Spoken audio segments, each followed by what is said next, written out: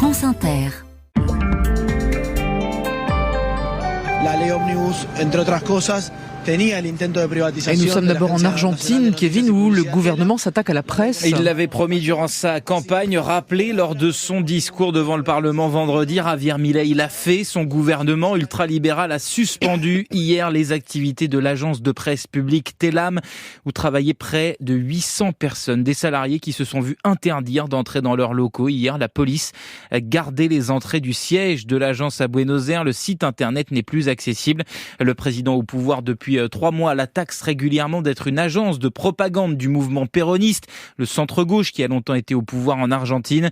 Pour le moment, le gouvernement met en place une suspension avec maintien de salaire pour les salariés, mais c'est bien la fermeture qui est promise. C'est le Parlement qui doit la voter, où Javier Milei n'a pas de majorité claire.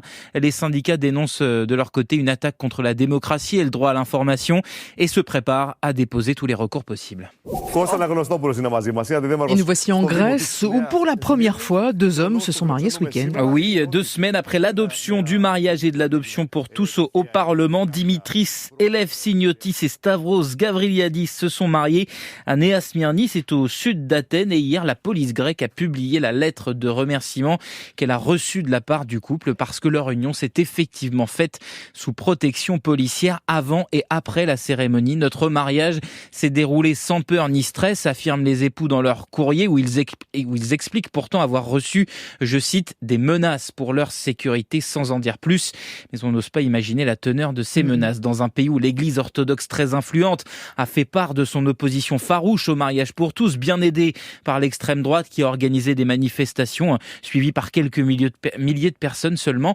En France aussi, plusieurs dizaines de policiers avaient été mobilisés à l'époque à Montpellier pour assurer la sécurité du premier mariage entre 2 hommes. C'était il y a 11 ans. Mr. Doss? Miss Bennett, I did not expect to see you. Et puis nous sommes au Royaume-Uni avec un vêtement iconique vendu aux enchères. Oui, vous avez sans doute reconnu cet extrait de la version d'Orgueil et Préjugés, série en 6 épisodes diffusée sur la BBC en 1995, bientôt 30 ans. Et oui, culte pour toute une génération, pas pour vous, Fabien, visiblement. Notamment pour cette scène, Mr. Darcy, alias Colin Firth, plongeant tout habillé dans un lac, tombant ensuite sur sa Miss Bennett adorée avec sa chemise trempée. Eh bien, c'est cette wet shirt, comme on dit en anglais, qui a valu à Colin Firth d'être vu comme un sex symbole qui est à vendre. C'est en fait Cosprop, une des plus grandes maisons de costumes de cinéma qui vend des pièces aux enchères au profit d'associations caritatives. Ça commence aujourd'hui jusqu'à dimanche. Il y a d'autres pièces, par exemple des costumes de Peaky Blinders, la série. Cette seule chemise pourrait être vendue 10 000 livres, près de 12 000 euros le tout, pour une scène qui, figurez-vous, n'est même pas dans le livre de Jane Austen. Eh ben, dites non, merci beaucoup, Kevin Dufresne. Remettez votre chemise, s'il vous plaît. Vous partez avec Michael Kiwanuka.